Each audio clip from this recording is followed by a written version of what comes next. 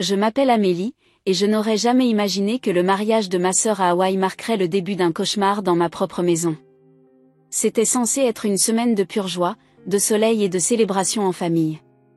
Le mariage de Claire était prévu depuis des mois, et nous étions tous impatients de nous réunir sur cette île paradisiaque pour l'occasion. Le vol pour Honolulu a été long, mais l'excitation de retrouver ma famille et de participer à cet événement important m'a fait oublier la fatigue. Dès notre arrivée, mon mari François et moi avons été submergés par la beauté de l'île. Les plages de sable blanc, l'océan turquoise, la végétation luxuriante, tout semblait sortir d'une carte postale.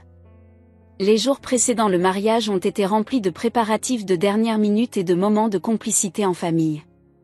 J'ai aidé Claire à finaliser les détails de sa robe, nous avons ri ensemble lors de son enterrement de vie de jeune fille, et j'ai même eu le temps de me détendre sur la plage avec François. C'était parfait, trop parfait peut-être. Le jour J est arrivé, et la cérémonie fut magique. Claire était resplendissante dans sa robe de mariée, et voir les larmes de joie dans les yeux de nos parents m'a profondément émue. Nous avons dansé, mangé, et célébré jusqu'au petit matin. Ces moments resteront à jamais gravés dans ma mémoire. Cependant, au milieu de toute cette joie, j'ai remarqué que François semblait préoccupé. Il recevait beaucoup de messages et s'éclipsait souvent pour passer des appels. Quand je lui ai demandé si tout allait bien, il m'a assuré que ce n'était que du travail et m'a encouragé à profiter de la fête. J'aurais dû insister, j'aurais dû sentir que quelque chose n'allait pas, mais l'euphorie du moment m'a aveuglé. Le retour à la réalité fut brutal. Après une semaine de rêve, nous avons pris l'avion pour rentrer chez nous, à Paris. Durant le vol, je parlais avec enthousiasme de nos projets pour l'été à venir, tandis que François semblait de plus en plus nerveux à mesure que nous approchions de la maison. « Chérie, a-t-il dit alors que nous récupérions nos bagages à l'aéroport Charles de Gaulle, il faut que je te dise quelque chose. » Mon cœur s'est serré. Je connaissais ce ton, c'était celui qu'il utilisait quand il avait fait une bêtise. « Quoi ?» ai-je demandé, redoutant déjà la réponse. Ma mère, elle a eu quelques problèmes et elle est venue s'installer chez nous pendant notre absence. J'ai cru mal entendre. Comment ça, s'installer chez nous? Pour combien de temps? François a détourné le regard. Je ne sais pas exactement. Elle avait besoin d'un endroit où aller et... Je n'ai pas entendu la suite. Mon esprit tournait à toute vitesse, essayant de comprendre comment nous étions passés d'une semaine idyllique à ça. Martine, ma belle-mère, et moi avions toujours eu une relation compliquée. Elle était envahissante, critique, et ne manquait jamais une occasion de me rappeler que je n'étais pas assez bien pour son fils. Le trajet en taxi jusqu'à notre appartement s'est fait dans un silence pesant. J'essayais de me calmer, de me convaincre que ce n'était que temporaire, que nous trouverions une solution rapidement. Mais au fond de moi, je savais que rien ne serait simple. Lorsque nous sommes arrivés devant notre immeuble, j'ai pris une profonde inspiration avant de monter les escaliers. François, portant nos valises, me suivait de près. Arrivé devant notre porte, j'ai hésité un instant avant d'insérer la clé dans la serrure. L'odeur m'a frappé dès que j'ai ouvert la porte. Ce parfum entêtant que Martine portait toujours, un mélange de jasmin et de vanille qui me donnait la nausée. Des valises étaient empilées dans l'entrée, comme si quelqu'un avait déménagé l'intégralité de sa garde-robe chez nous. « Martine » ai-je appelé, essayant de garder une voix calme malgré la colère qui montait en moi. « Ah, vous voilà enfin !» La voix de ma belle-mère est venue du salon. Je me suis dirigée vers la pièce, François sur mes talons. Et là, je l'ai vu. Martine était confortablement installée sur notre canapé, feuilletant un magazine comme si elle était chez elle. Elle a levé les yeux vers nous, un sourire condescendant aux lèvres. « Bonjour, Amélie. J'espère que vous avez fait bon voyage. » J'ai regardé autour de moi, abasourdi. En une semaine, notre salon avait été complètement réarrangé. Mes livres avaient été déplacés, remplacés par des bibelots que je ne reconnaissais pas. Des photos de Martine et François ornaient maintenant les étagères, reléguant nos propres souvenirs au second plan. « Martine, ai-je commencé, essayant de garder mon calme, que faites-vous ici? François m'a dit que vous aviez des problèmes, mais... » Elle m'a coupé d'un geste de la main. « Oh, ce n'est rien de grave. J'avais juste besoin d'un changement de décor. Et puis, François a toujours dit que je pouvais venir quand je voulais, n'est-ce pas, mon chéri? J'ai jeté un regard à mon mari, qui semblait soudain très intéressé par ses chaussures. François, ai-je insisté. Eh bien, a-t-il bafouillé, j'ai effectivement dit ça, mais je ne pensais pas que... Peu importe, l'a interrompu Martine. Ce qui est fait est fait. Je suis sûre qu'Amélie comprend l'importance de la famille, n'est-ce pas? J'ai serré les poings, sentant la colère monter en moi. Martine, je suis désolée, mais vous ne pouvez pas simplement vous installer ici sans nous en parler. Nous avons besoin de... Oh, ma chère, m'a-t-elle coupé avec un sourire mielleux, si tu ne veux pas partager cette maison, tu peux toujours partir. Le choc m'a laissé sans voix. J'ai regardé François, attendant qu'il dise quelque chose, qu'il prenne ma défense. Mais il est resté silencieux, visiblement mal à l'aise mais incapable de s'opposer à sa mère. C'est à ce moment-là que j'ai compris. Ce n'était pas une simple visite impromptue. Martine avait l'intention de rester, et elle était prête à me pousser dehors s'il le fallait. Le choc initial a rapidement laissé place à une rage bouillonnante. Comment osait-elle? Comment François pouvait-il laisser cela se produire? Je suis sortie du salon sans un mot, incapable de supporter la présence de Martine une seconde de plus. En passant devant le miroir de l'entrée, j'ai croisé mon reflet. Le visage que j'y ai vu n'était plus celui de la femme heureuse et détendue qui était partie à Hawaï une semaine plus tôt. C'était le visage d'une femme trahie, en colère, et déterminée. Une chose était sûre, je n'allais pas me laisser faire. Si Martine pensait qu'elle pouvait simplement s'imposer dans ma vie et prendre le contrôle de ma maison, elle se trompait lourdement. La bataille ne faisait que commencer, et j'étais prête à me battre bec et ongles pour mon foyer et mon mariage. Cette semaine à Hawaï semblait maintenant si lointaine, comme un rêve dont on s'éveille brutalement. Le paradis avait laissé place à l'enfer, et j'allais devoir trouver un moyen d'en sortir. Les jours qui ont suivi le retour d'Hawaï ont été un véritable cauchemar. Chaque matin, je me réveillais avec l'espoir que tout cela n'était qu'un mauvais rêve, mais la réalité me rattrapait dès que j'entendais Martine s'activer dans la cuisine. Le premier lundi après notre retour, je me suis levée tôt pour aller travailler. J'espérais pouvoir prendre un café tranquille avant d'affronter la journée, mais Martine était déjà là, réarrangeant mes placards. « Bonjour, Amélie », a-t-elle dit sans même se retourner. J'ai pensé qu'il était temps de mettre un peu d'ordre ici. Comment pouvez-vous vivre dans un tel chaos? J'ai serré les dents, comptant intérieurement jusqu'à 10 pour ne pas exploser. Martine, s'il vous plaît, ne touchez pas à mes affaires. Elle s'est tournée vers moi, un sourire condescendant aux lèvres. Ma chérie, je ne fais que vous aider. Une femme de votre âge devrait savoir tenir une maison correctement. J'ai ouvert la bouche pour répliquer, mais François est entré à ce moment-là. Tout va bien ici, a-t-il demandé, visiblement mal à l'aise. Parfaitement bien, a répondu Martine avant que je ne puisse dire quoi que ce soit. Je montrais juste à Amélie comment organiser une cuisine de façon efficace. François a hoché la tête, évitant mon regard. C'est gentil, maman.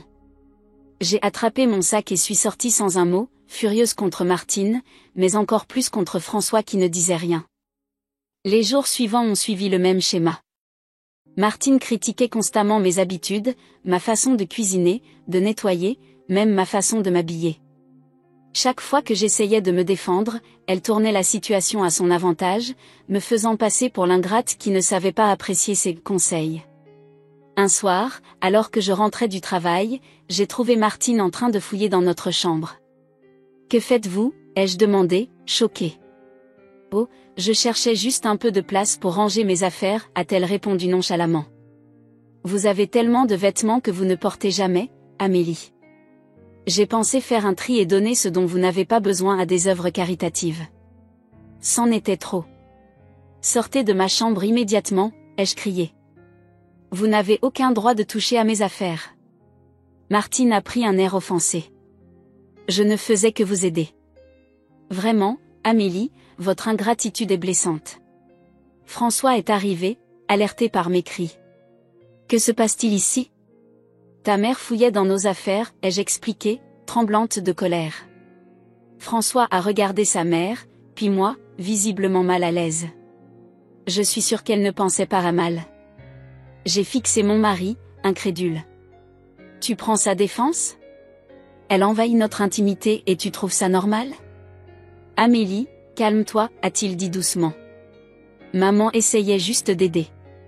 C'est à ce moment-là que j'ai réalisé à quel point la situation était grave. Non seulement Martine avait pris le contrôle de notre maison, mais elle était en train de s'immiscer entre François et moi. Les jours suivants, j'ai commencé à éviter les zones communes de la maison. Je partais tôt le matin et rentrais tard le soir, passant le plus de temps possible au bureau ou chez des amis. Notre appartement, autrefois mon havre de paix, était devenu un champ de bataille que je redoutais. Un samedi matin, alors que je prenais mon petit déjeuner en silence, Martine est entrée dans la cuisine, suivie de 2 femmes que je ne connaissais pas. Amélie, je vous présente Gisèle et Monique, mes amies du club de bridge, a-t-elle annoncé joyeusement. J'ai pensé que ce serait agréable d'organiser un petit thé cet après-midi. J'ai failli m'étouffer avec mon café. Pardon? Vous invitez des gens chez nous sans nous demander la permission? Gisèle et Monique ont échangé des regards gênés, mais Martine a balayé ma remarque d'un geste de la main. Ne soyez pas si dramatique, Amélie. C'est juste un thé entre amis. J'ai regardé François, qui lisait son journal en faisant semblant de ne rien entendre. Tu ne dis rien, lui ai-je demandé. Il a levé les yeux, l'air embarrassé. Eh bien, ce n'est qu'un thé. C'était la goutte d'eau qui faisait déborder le vase. J'ai quitté la pièce en trombe, claquant la porte de notre chambre derrière moi. J'ai passé l'après-midi enfermée, écoutant les rires et les bavardages qui venaient du salon, me sentant comme une étrangère dans ma propre maison. Le soir venu, une fois les invités partis, j'ai confronté François. Ça ne peut plus durer, ai-je dit fermement. Ta mère a complètement pris le contrôle de notre vie. François a soupiré. Je sais que c'est difficile, Amélie, mais que veux-tu que je fasse? C'est ma mère. Et je suis ta femme, ai-je crié, exaspérée. Tu ne vois pas qu'elle est en train de détruire notre mariage? Nous avons eu une longue et pénible discussion cette nuit-là. François oscillait entre la compréhension de ma frustration et la défense de sa mère. Il m'a promis d'essayer de parler à Martine, de lui faire comprendre qu'elle devait respecter nos limites. Mais les jours suivants ont prouvé que cette conversation n'avait servi à rien. Martine continuait ses critiques, ses réarrangements, ses invitations impromptues. Elle agissait comme si elle était chez elle, ignorant complètement mes protestations. Un soir, alors que je rentrais du travail, j'ai trouvé Martine en train de remplacer les photos de notre mariage par des photos d'elle et François quand il était enfant. « Que faites-vous » ai-je demandé, sentant la colère monter en moi. « Oh, je pensais simplement que ces photos étaient plus appropriées dans le salon » a-t-elle répondu avec un sourire mielleux. Après tout, elles représentent l'histoire de la famille. Notre mariage fait aussi partie de l'histoire de la famille, ai-je rétorqué, m'efforçant de garder mon calme. Martine a eu un petit rire condescendant. Ma chère, un mariage n'est qu'un événement. Le lien entre une mère et son fils, c'est pour toujours. C'est à ce moment-là que j'ai compris. Martine ne se contentait pas de s'imposer chez nous, elle essayait activement de m'effacer de la vie de François. Chaque geste, chaque remarque était calculée pour me faire sentir que je n'avais pas ma place. Cette nuit-là, couché dans notre lit, j'ai regardé François dormir paisiblement à côté de moi. Comment pouvait-il ne pas voir ce qui se passait? Comment pouvait-il rester passif face à cette situation? J'ai réalisé que si je voulais sauver mon mariage et retrouver ma vie, je devais agir. Martine ne partirait pas d'elle-même, et François semblait incapable de prendre position. Il était temps que je prenne les choses en main. Le lendemain matin, j'ai pris une décision. J'allais documenter chaque action de Martine, chaque remarque déplacée, chaque intrusion dans notre vie privée. Si François ne pouvait pas voir le problème, j'allais le lui montrer noir sur blanc. J'ai commencé à tenir un journal détaillé de chaque incident. J'ai même envisagé d'installer des caméras de sécurité dans les zones communes de l'appartement, mais j'ai rapidement abandonné cette idée, ne voulant pas m'abaisser au niveau de Martine en matière d'invasion de la vie privée. Les jours passaient, et la tension ne cessait de monter. Martine semblait prendre un malin plaisir à me pousser dans mes retranchements, testant constamment mes limites. François, quant à lui, passait de plus en plus de temps au bureau, évitant clairement le conflit qui couvait à la maison. Un soir, alors que je rentrais tard du travail, espérant éviter une nouvelle confrontation, j'ai trouvé Martine assise dans le noir dans notre salon. Ah, Amélie, a-t-elle dit d'une voix doucereuse qui me fit frissonner. Je commençais à me demander si vous alliez rentrer ce soir. Que voulez-vous, Martine, ai-je demandé, trop fatiguée pour jouer à ces jeux. Elle s'est levée lentement, s'approchant de moi. Je veux que vous compreniez quelque chose, ma chère. François est mon fils. Il l'a toujours été et le sera toujours. Vous n'êtes qu'une passade. Tôt ou tard, il réalisera qu'il mérite mieux. Ces mots m'ont frappé comme une gifle. Pour la première fois, Martine exprimait clairement ses intentions. Ce n'était plus une question de vivre ensemble ou de petites querelles domestiques. C'était une guerre ouverte pour l'amour et l'attention de François. J'ai serré les poings, luttant contre l'envie de crier ou pire. Au lieu de cela, j'ai pris une profonde inspiration et j'ai dit d'une voix calme mais ferme, « Vous vous trompez, Martine. François m'a choisi. Nous avons construit une vie ensemble. Et je n'ai pas l'intention de laisser qui que ce soit, pas même vous, détruire cela. » Sur ces mots, je suis partie m'enfermer dans notre chambre, le cœur battant. Cette confrontation avait clarifié les choses. Il n'était plus question de cohabitation difficile ou de petits désagréments. Martine avait déclaré la guerre à notre mariage, et j'étais déterminée à la gagner. Cette nuit-là, allongée dans mon lit, incapable de trouver le sommeil, j'ai compris que je devais passer à l'action. Les journaux que je tenais, les preuves que j'accumulais, tout cela devait servir à quelque chose. Il était temps de prendre des mesures drastiques pour sauver mon mariage et ma santé mentale. Le lendemain matin, j'ai pris rendez-vous avec un avocat spécialisé en droit de la famille. Je ne savais pas encore exactement ce que j'allais faire, mais une chose était sûre, je n'allais pas me laisser chasser de ma propre maison sans me battre. Le rendez-vous avec Maître Dupont, l'avocat spécialisé en droit de la famille, a été un tournant dans cette situation cauchemardesque. Assise dans son bureau, j'ai déballé toute l'histoire, ma voix tremblant parfois d'émotion et de frustration. Donc, si je comprends bien, a résumé Maître Dupont après m'avoir écouté attentivement, votre belle-mère s'est installée chez vous sans votre consentement et refuse de partir, tout en perturbant votre vie quotidienne et votre mariage. J'ai hoché la tête, soulagée que quelqu'un comprenne enfin la gravité de la situation. Et votre mari, a-t-il continué, reste passif face à cette situation? Il est coincé, ai-je admis à contre-séhur. Je sais qu'il m'aime, mais il a du mal à s'opposer à sa mère. Maître Dupont a pris quelques notes avant de me regarder droit dans les yeux. Madame Martin, je ne vais pas vous mentir. La situation est délicate, surtout d'un point de vue légal. Votre belle-mère n'est pas officiellement locataire, mais elle réside chez vous avec le consentement de votre mari, qui est copropriétaire. Cela complique les choses. Mon cœur s'est serré. Alors, je n'ai aucun recours? Je n'ai pas dit ça, a-t-il répondu avec un léger sourire. Nous avons des options, mais nous devons agir intelligemment. Voici ce que je vous propose. Pendant l'heure qui a suivi, Maître Dupont m'a exposé un plan d'action. Il m'a conseillé de continuer à documenter chaque incident, mais de manière plus structurée. Il m'a fourni des formulaires légaux pour consigner les faits de manière précise et datée. Ces documents pourraient s'avérer cruciaux si nous devions aller en justice, a-t-il expliqué. Mais j'espère que nous n'en arriverons pas là. Il m'a également suggéré d'installer des caméras de sécurité dans les zones communes de l'appartement, après en avoir informé mon mari et ma belle-mère par écrit. Cela servira à la fois de preuve et de dissuasion, a-t-il ajouté. Enfin, il m'a conseillé d'essayer une dernière fois de dialoguer avec François, cette fois-ci avec l'aide d'un médiateur familial. Je suis sortie de son bureau avec un mélange d'appréhension et d'espoir. J'avais enfin un plan, une direction à suivre.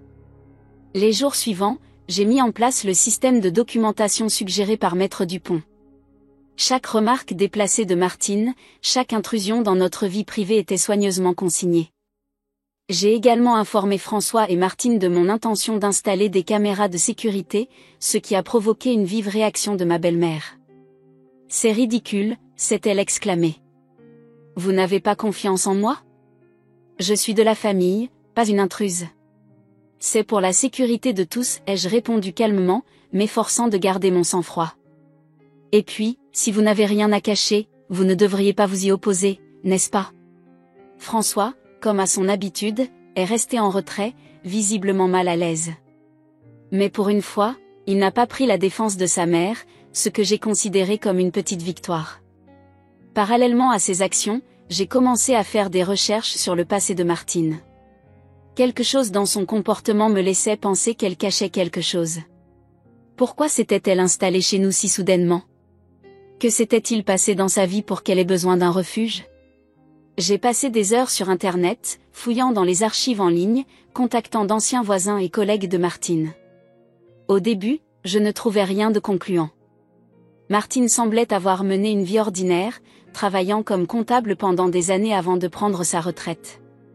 Mais un soir, alors que je parcourais des forums locaux, je suis tombée sur un message qui a attiré mon attention.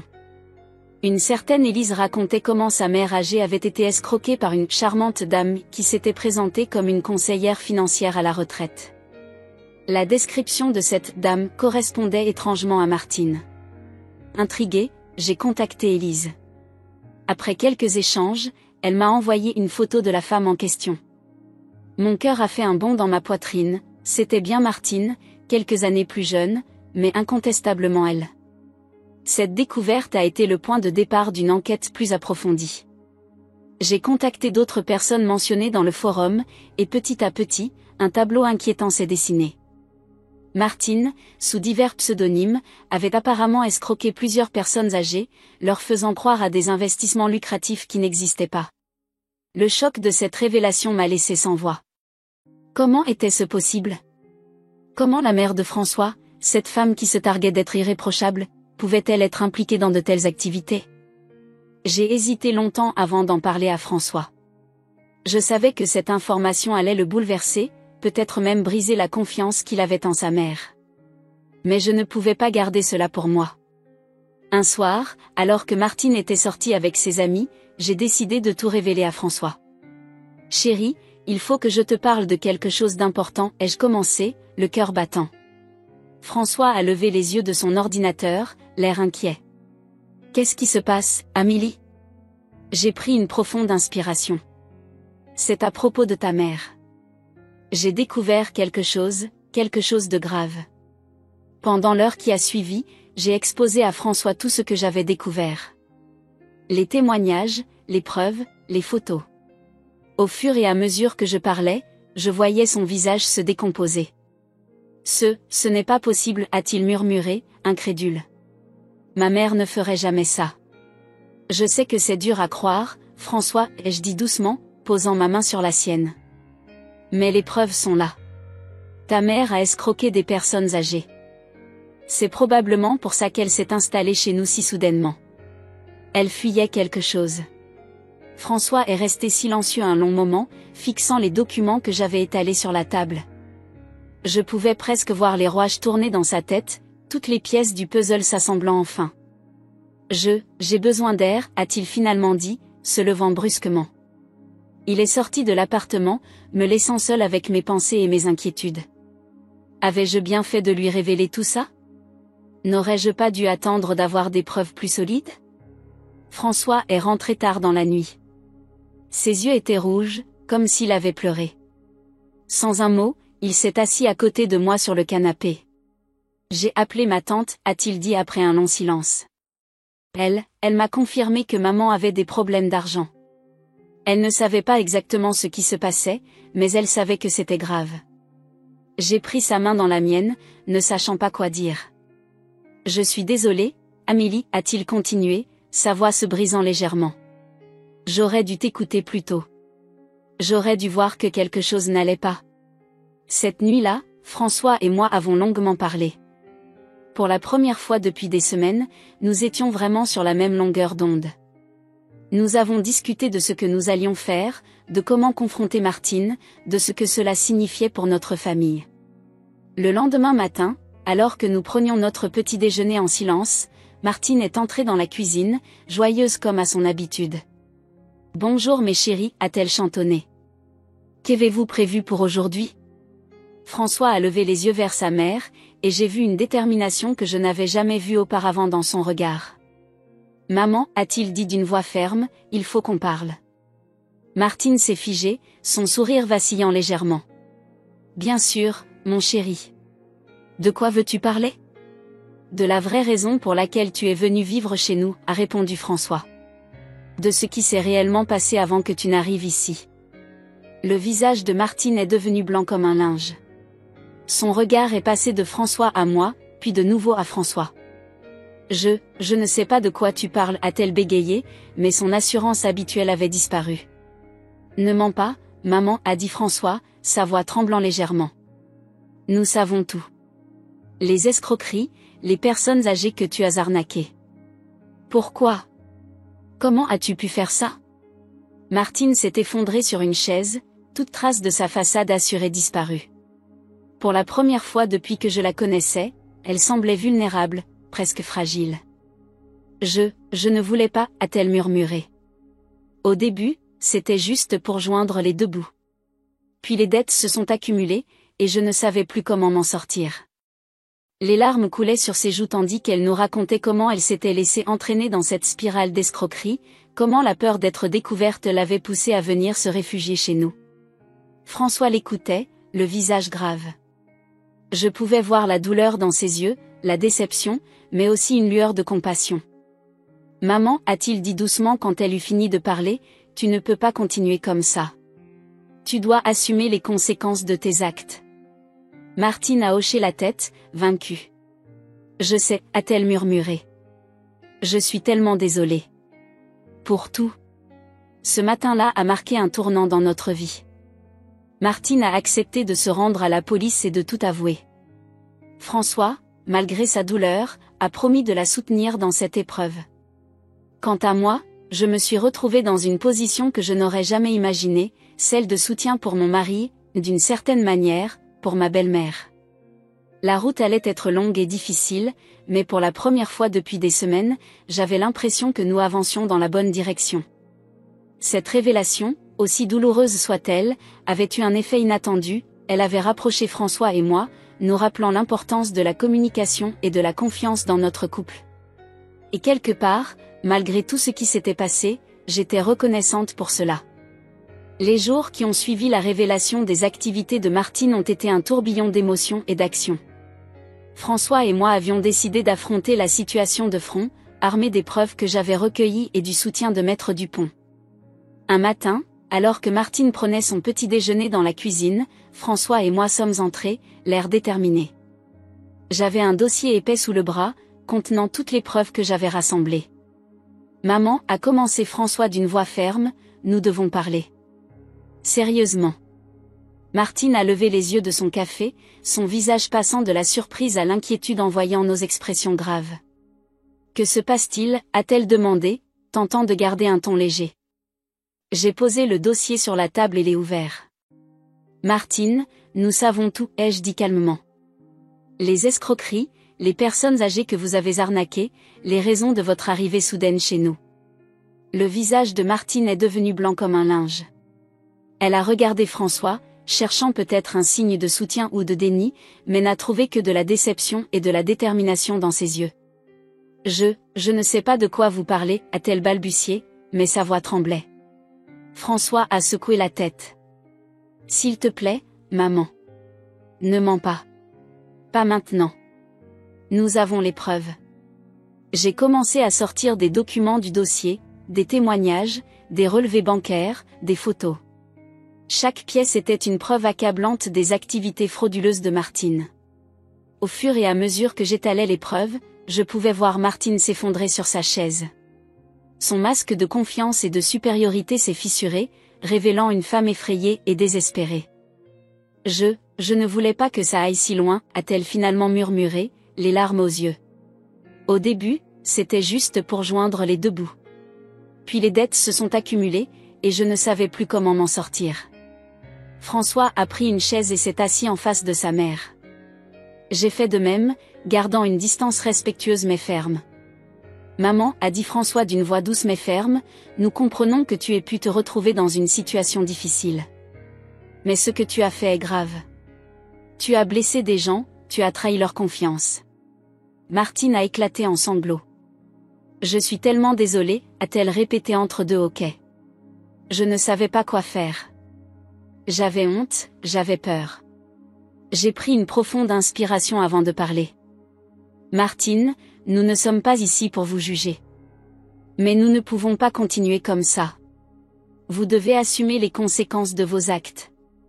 François a hoché la tête, soutenant mes paroles. Maman, nous voulons t'aider. Mais pour cela, tu dois être honnête avec nous et avec toi-même. Pendant les heures qui ont suivi, Martine nous a tout raconté. Comment elle avait commencé par emprunter de l'argent à des connaissances, promettant des retours sur investissement mirobolants. Comment, incapable de rembourser, elle s'était tournée vers des personnes plus vulnérables, principalement des personnes âgées isolées. Comment la culpabilité et la peur l'avaient rongée de l'intérieur, la poussant finalement à venir se réfugier chez nous. À la fin de son récit, Martine semblait vidée, mais aussi soulagée d'avoir enfin pu tout avouer. « Qu'est-ce qui va se passer maintenant ?» a-t-elle demandé d'une petite voix. François et moi avons échangé un regard. Nous en avions longuement discuté la veille, pesant le pour et le contre de chaque option. Maman, a dit François avec douceur, nous pensons que la meilleure chose à faire est de te rendre à la police. Martine a sursauté, la peur se lisant dans ses yeux. La police ? J'ai pris la parole. Martine, ce que vous avez fait est un délit.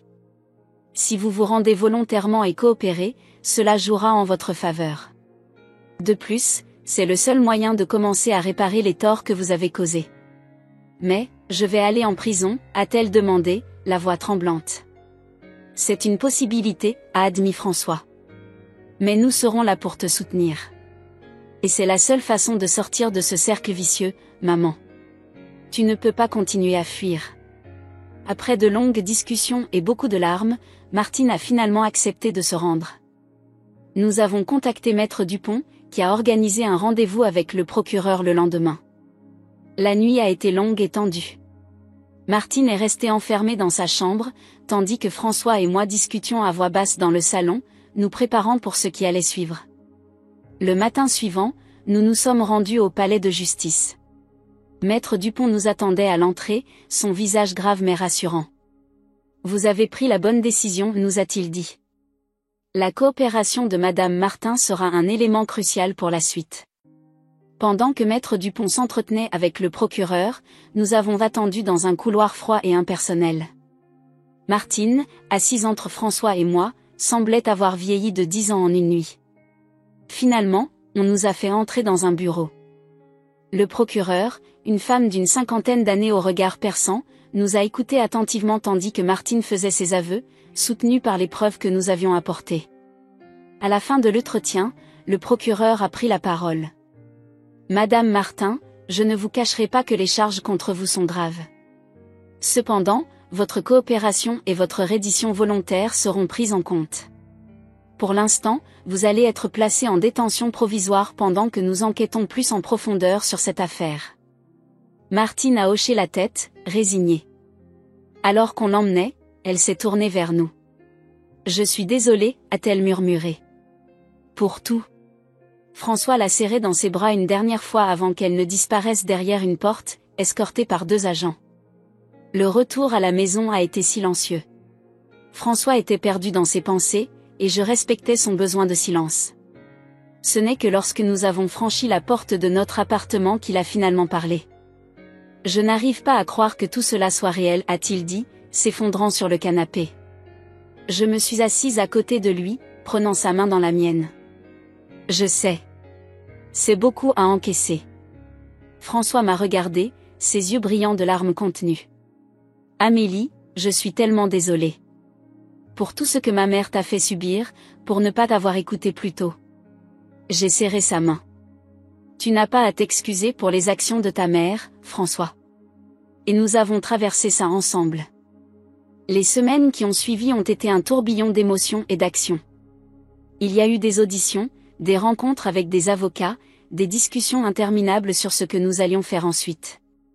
Parallèlement, François et moi avons dû faire face aux conséquences de cette affaire sur notre vie personnelle. Des amis et des membres de la famille, choqués par les révélations, nous ont posé des questions auxquelles nous n'étions pas toujours prêts à répondre. Un soir, alors que nous étions assis dans notre salon, épuisés après une autre longue journée, François m'a regardé avec une expression que je n'avais jamais vue auparavant. « Amélie, a-t-il dit doucement, je ne sais pas comment j'aurais traversé tout ça sans toi.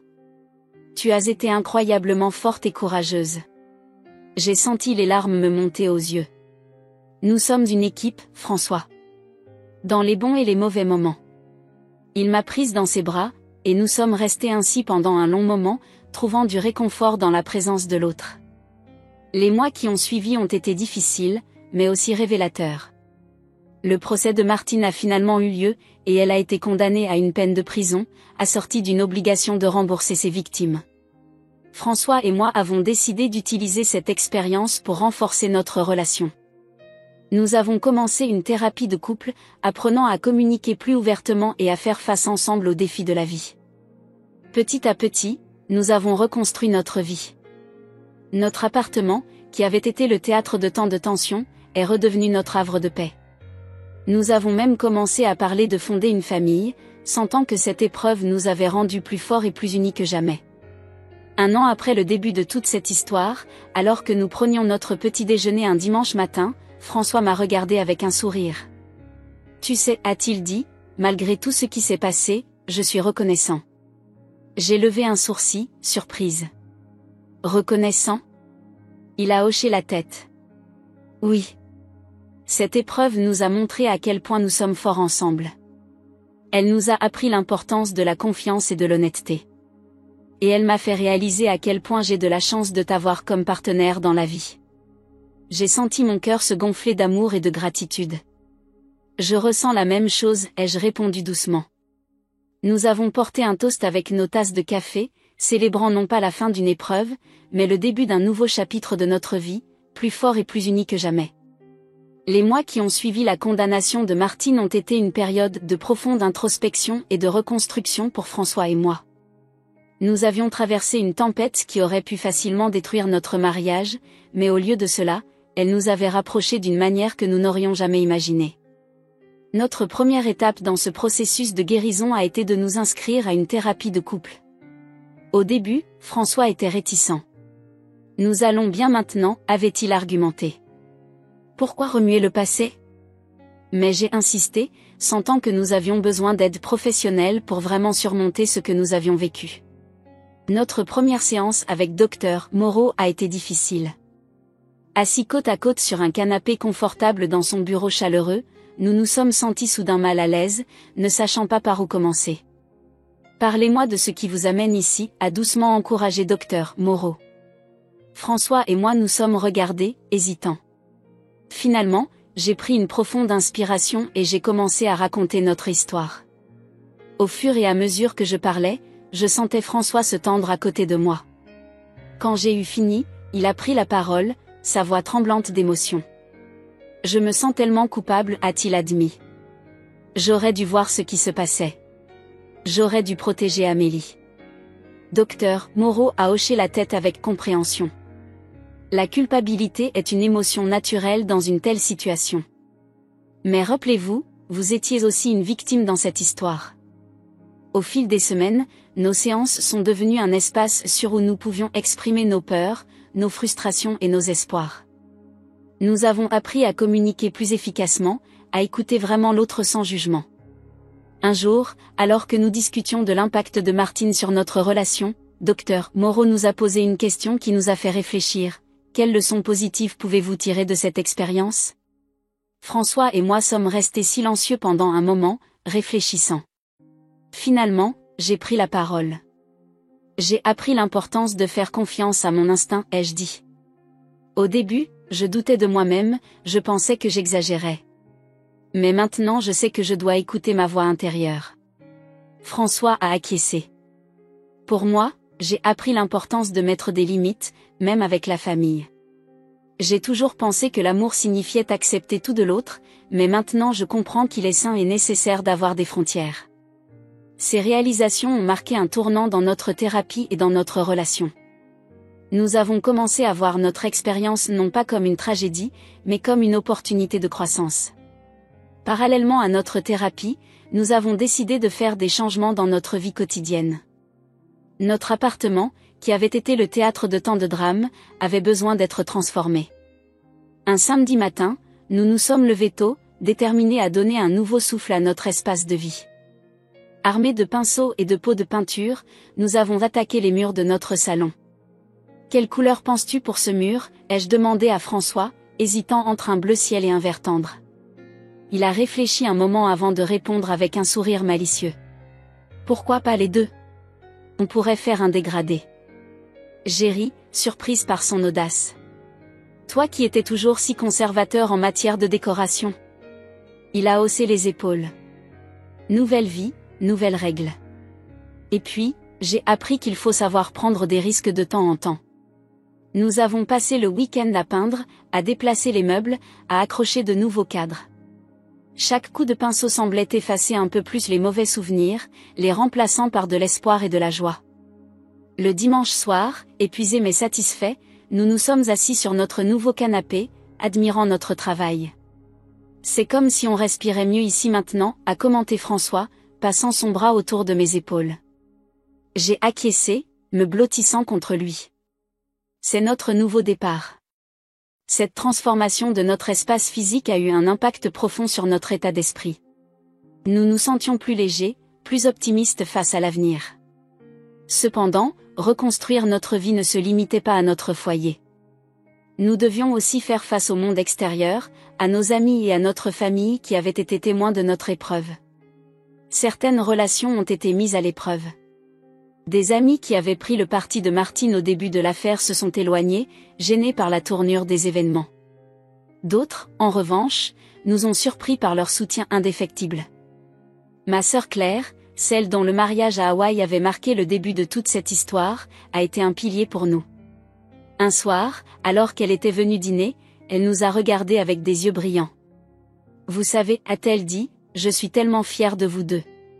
Vous avez traversé l'enfer et vous en êtes sortis plus forts. » Ces mots nous ont profondément touchés. C'était vrai, nous avions survécu à une tempête qui aurait pu nous détruire. Au fil du temps, nous avons appris à parler ouvertement de notre expérience, non pas comme une source de honte, mais comme un témoignage de notre résilience. Cela nous a permis de nous rapprocher de certains amis et membres de la famille qui avaient peut-être eu peur de nous aborder sur le sujet. Un jour, François est rentré du travail avec une expression pensive sur le visage. « Qu'est-ce qui ne va pas ?» ai-je demandé, inquiète. Il a secoué la tête. « Rien de grave. C'est juste. J'ai reçu une lettre de maman aujourd'hui. » Mon cœur s'est serré. Nous n'avions pas eu de nouvelles de Martine depuis son incarcération, à part par l'intermédiaire de son avocat. « Que dit-elle » ai-je demandé doucement. François a sorti une enveloppe froissée de sa poche. Elle s'excuse. Elle dit qu'elle suit une thérapie en prison et qu'elle commence à comprendre l'ampleur de ses actes. Elle demande si on accepterait de lui rendre visite un jour. J'ai pris une profonde inspiration. C'était un moment crucial, je le savais. Notre réaction à cette demande pourrait définir la suite de notre histoire. « Qu'en penses-tu » ai-je demandé à François, veillant à garder un ton neutre. Il a passé une main dans ses cheveux, signe de son trouble. « Je ne sais pas. Une partie de moi veut la voir, essayer de comprendre. Mais une autre partie a peur de retomber dans de vieux schémas. » Nous avons longuement discuté ce soir-là, pesant le pour et le contre. Finalement, nous avons décidé d'en parler à Dr Moreau lors de notre prochaine séance. « C'est une décision très personnelle », nous a dit Dr Moreau. Il n'y a pas de bonne ou de mauvaise réponse. La question est, vous sentez-vous prêt à faire face à Martine ? Après mûre réflexion, nous avons décidé d'accepter. Pas immédiatement, mais nous avons fixé une date, dans 3 mois, pour notre première visite. Ces 3 mois ont été une période de préparation émotionnelle intense. Nous avons travaillé dur en thérapie pour renforcer nos défenses et établir des limites claires. Le jour de la visite est finalement arrivé. Main dans la main, François et moi avons franchi les portes de la prison. Voir Martine, assise derrière une table dans la salle des visites, a été un choc. Elle semblait avoir vieilli de 10 ans, toute trace de son ancienne arrogance disparue. « François, Amélie » a-t-elle dit d'une voix faible. « Je suis tellement désolée. » La conversation qui a suivi a été difficile, pleine d'émotions contradictoires. Mais à la fin de la visite, nous avons tous les 3 ressenti un certain soulagement. Ce n'était qu'un début, mais c'était un pas vers la guérison. En sortant de la prison ce jour-là, François m'a serré la main. « Merci d'être venu avec moi », a-t-il dit. « Je n'aurais pas pu le faire sans toi. » J'ai souri, sentant une vague d'amour et de gratitude m'envahir. Nous sommes une équipe, tu te souviens? Les mois qui ont suivi ont continué à nous apporter des défis, mais aussi des joies. Nous avons appris à célébrer les petites victoires, à apprécier chaque moment de bonheur. Un an après le début de toute cette histoire, François m'a surprise avec un week-end romantique à la campagne. Assis sur la terrasse de notre chambre d'hôtel, regardant le soleil se coucher sur les vignes, il m'a pris la main. « Amélie, a-t-il dit doucement, je sais que cette année a été difficile. Mais je voulais te dire à quel point je suis reconnaissant de t'avoir dans ma vie. Tu m'as montré ce qu'est le vrai amour, des limites saines, même avec la famille. » Les larmes aux yeux, je l'ai embrassé. Nous avions appris que l'amour, nous avons traversé ça ensemble, peut survivre même aux tempêtes les plus violentes. Et nous sommes plus forts pour ça. Notre histoire n'était pas terminée. En regardant les étoiles apparaître dans le ciel, nous aurions encore des défis à relever, à quel point nous avions des obstacles à surmonter. Nous avions appris l'importance de la communication, nous savions que nous pouvions faire face à tout, de la confiance, tant que nous restions unis. Alors que la nuit tombait sur les vignes, j'ai serré la main de François, reconnaissante pour notre voyage, pour nos luttes, et pour l'amour qui nous avait portés à travers tout cela. Nous étions prêts pour le prochain chapitre de notre vie, quoi qu'il nous réserve.